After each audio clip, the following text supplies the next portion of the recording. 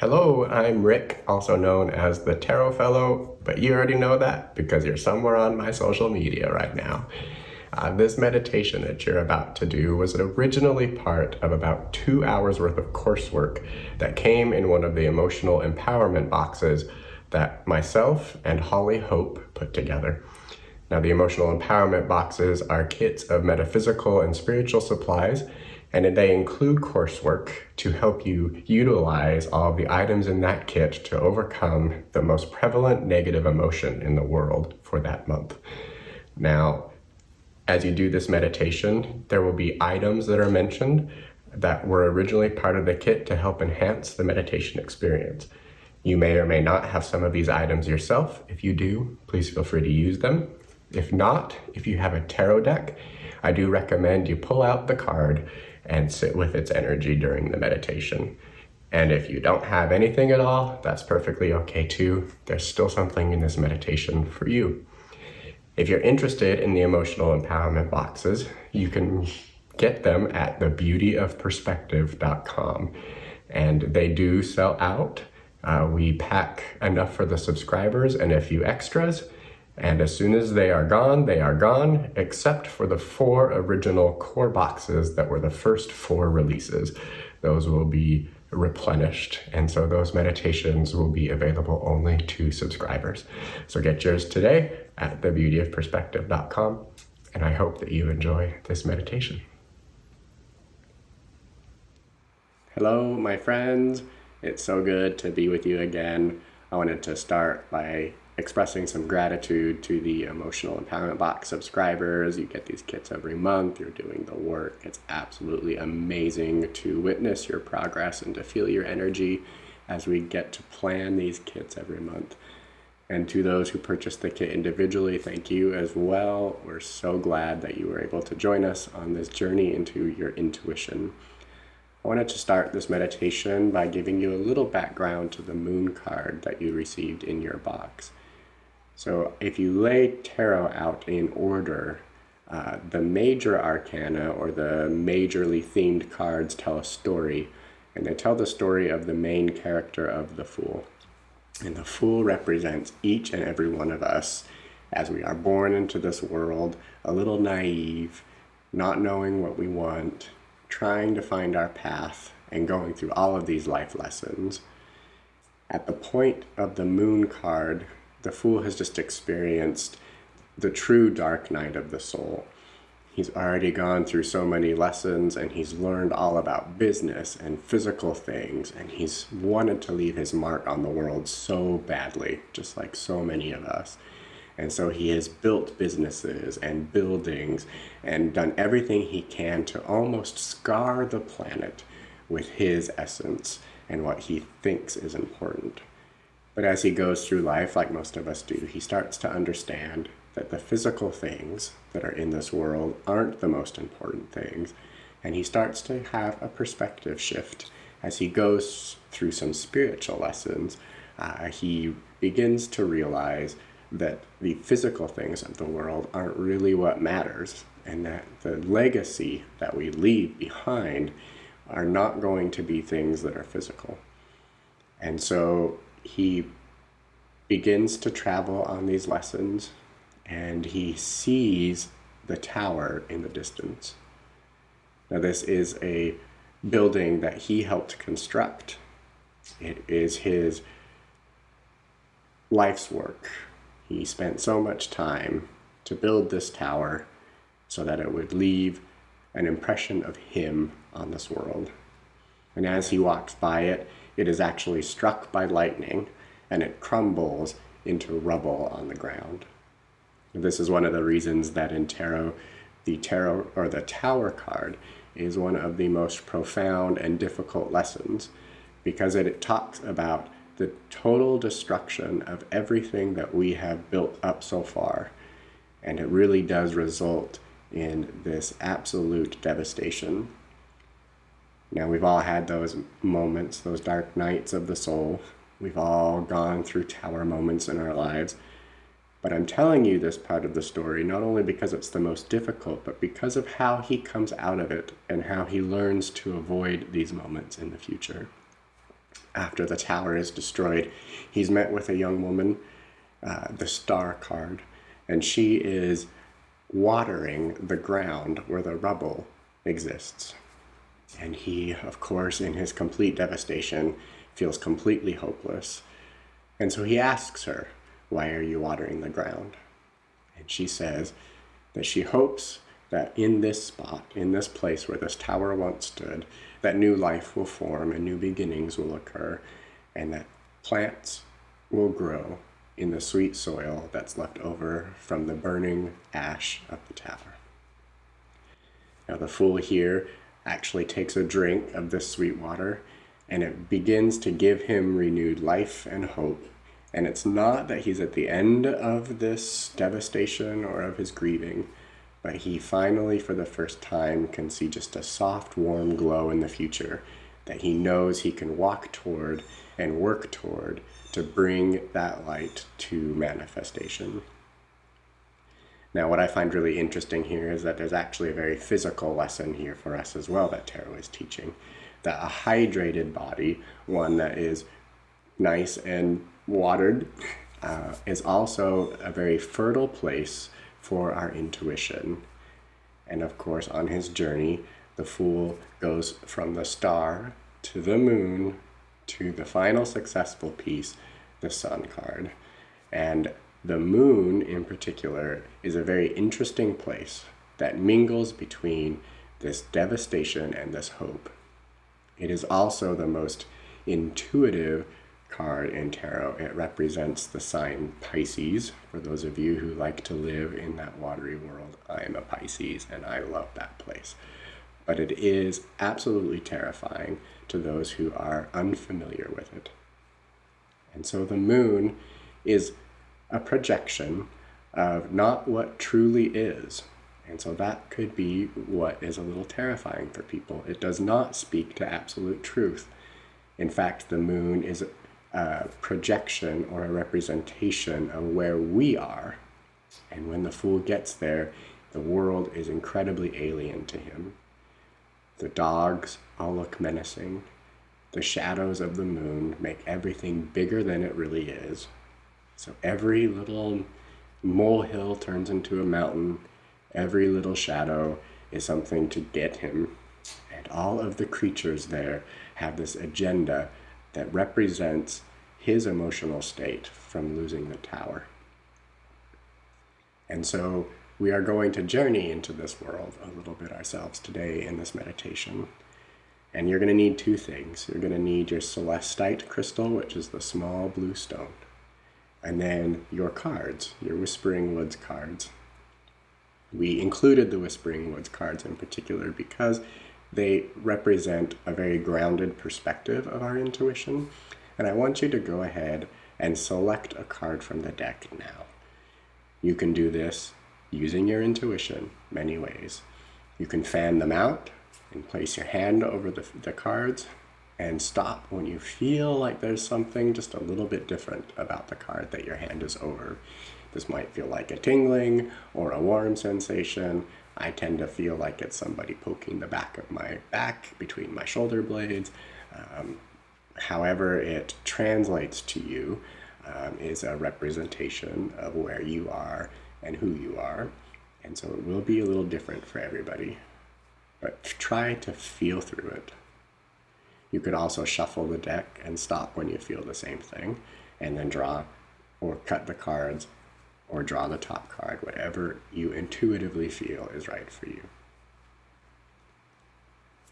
Once you get your card, then we're going to use it as a mantra or a focus point to not only keep us grounded, but to ask some questions in this meditation about that message and how it really relates to you.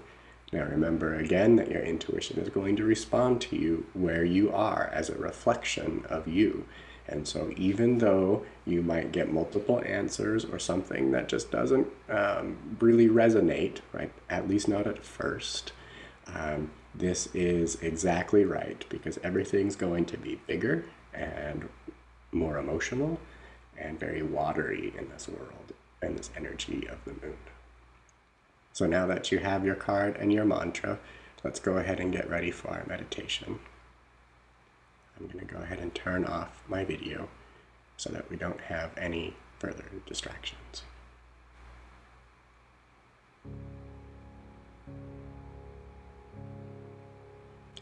Get comfortable and allow your eyes to close. Let's take a deep breath in through the nose and exhale through the mouth. Let it go.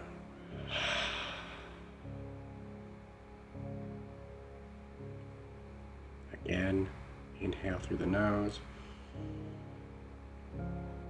and exhale, let it go.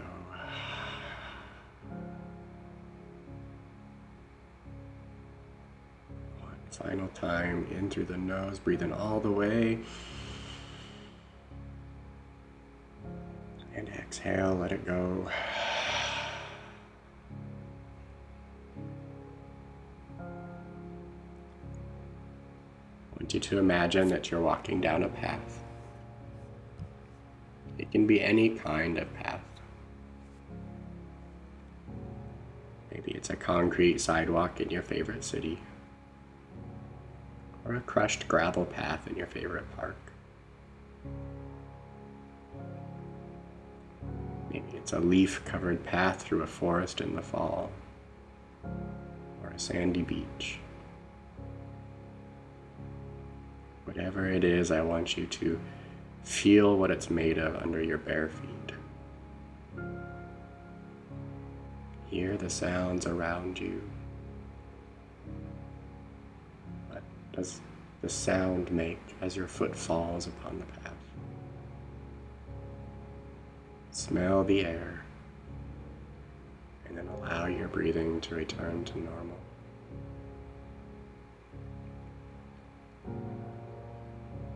As you go down this path, things begin to shift. You start to feel the energy of your emotions increasing.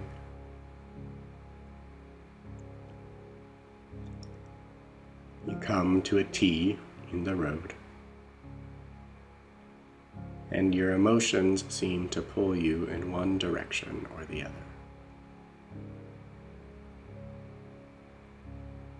Whichever way you feel to go, you are sure that it is the right path, and so you choose it.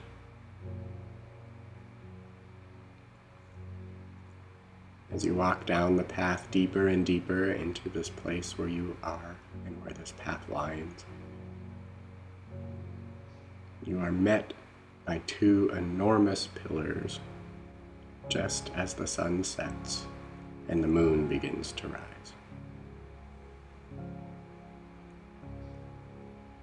The pillars cast enormous shadows that seem to stretch further and further and further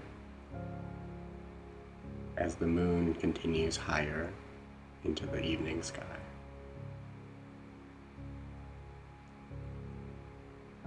The wind picks up as you look at this gateway, these two pillars into this next phase, this next place. As you look behind them into what awaits you, the world there looks different.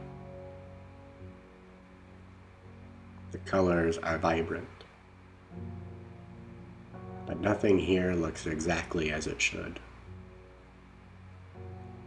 The ground seems to move, fluid like water, and perhaps you wonder if this is a swamp. Perhaps a giant river that's still shallow enough for you to wade into, and so you do so, carefully, quietly. The sounds around you are also foreign. Perhaps animals in the bushes, something hiding behind a tree. There are boulders, but they seem to roll with the water, as if the water has a buoyancy much greater than that you've ever encountered.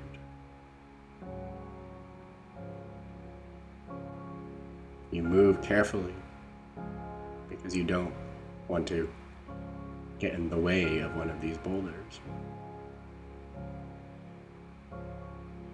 I want you to notice how you're feeling. Is this strange world familiar to you? Is it perhaps a little scary? Is there some fear in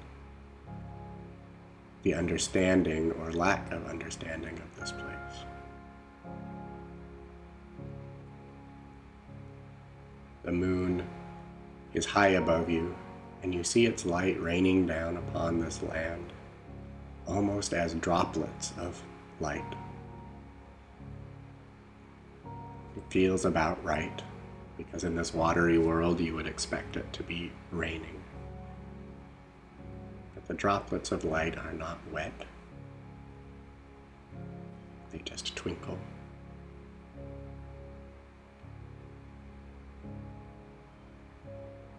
Intuition is an interesting place. There are many facets to it. There are many ways in which we accept it. Something like a mother's intuition is expected and allowed and easy. But when we look to our intuition to make choices,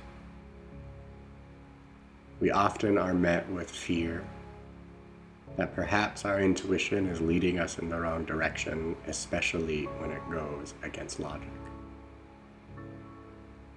And so often we choose that which is comfortable to avoid feeling these emotional draws that we are unfamiliar with or that we don't yet trust.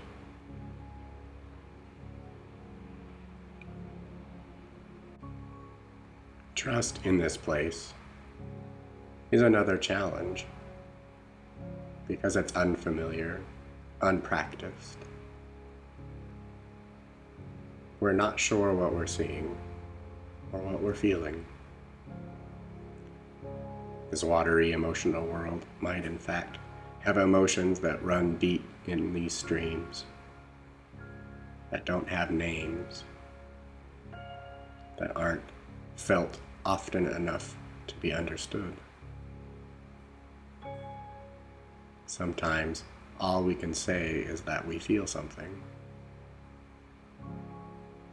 and that feeling translates into knowledge.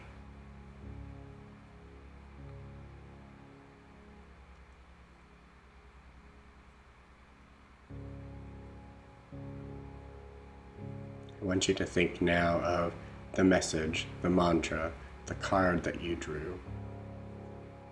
And I want you to ask this watery world to present to you some sort of image or message about that card.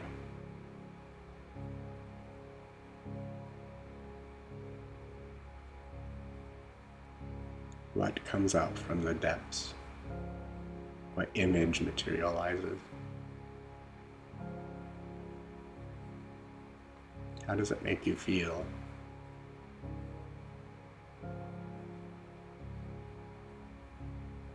Is your reaction to that image positive or negative? Because in this world, it can be both. Both are allowed, and both are acceptable.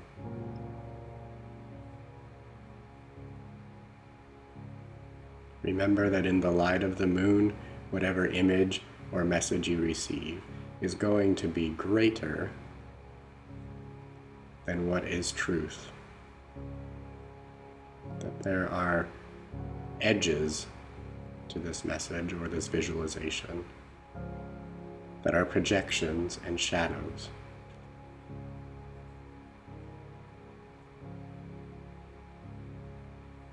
Can you find the actual truth here? And if not, that's okay.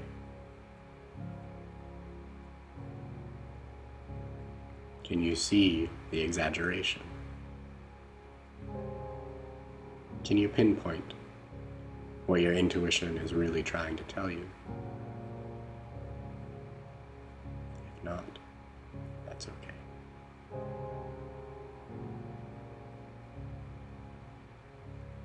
Like many things, the longer that you spend in this watery world of intuition, this fluid place where the shadows come alive, fears feel real, and pleasures are enhanced, the more you will be able to differentiate between what is real and what is not.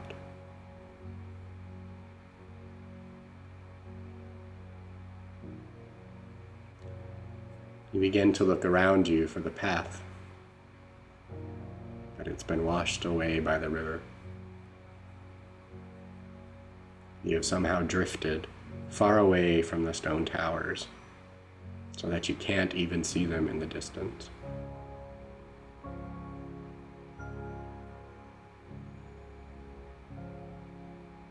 You may feel lost, unsure, unknowing on how to find the way back.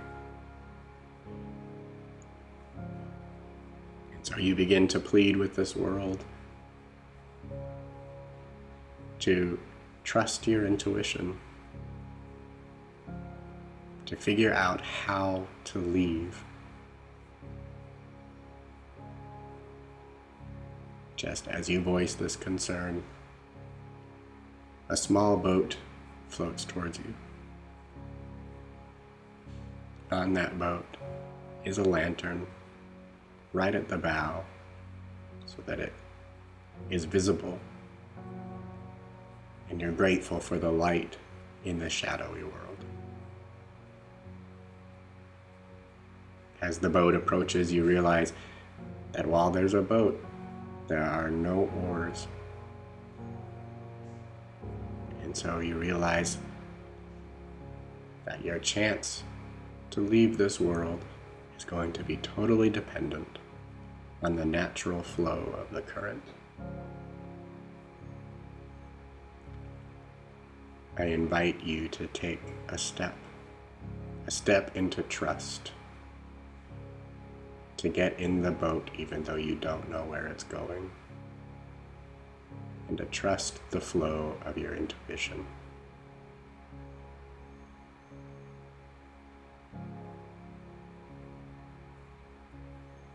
Are you in the boat?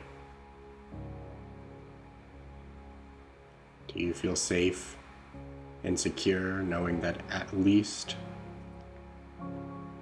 you are protected,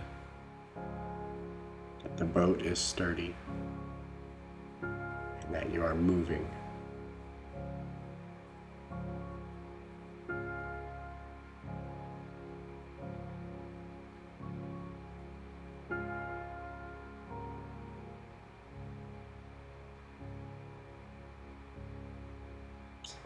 In the boat is yet another lesson that you can't always steer the river. Rivers are great and powerful things, but if you're on the river, the most you can do is steer the boundaries of that river. Attempting to go upstream is always a battle that leaves you tired and exhausted. And so in this case, you decide it's better to lay down in the boat and rest.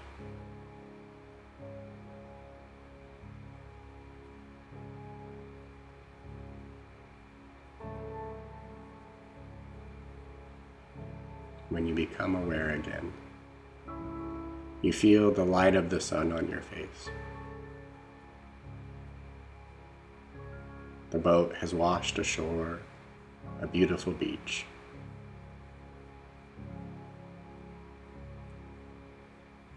On this beach are groves and groves of sunflowers. And you realize that as bright as the sun is, those sunflowers are all turned toward you. And you realize that in all of these challenges, in all of this learning to trust, the whole time that you were seeking light from the moon, you were actually the light yourself.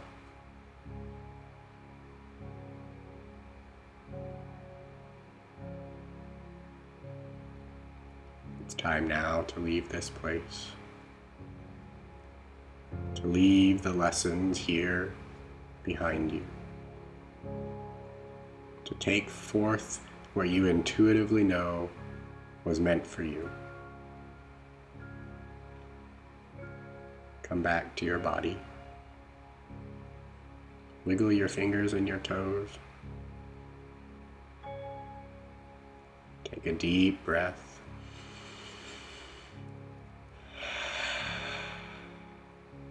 And when you're ready, you can open your eyes.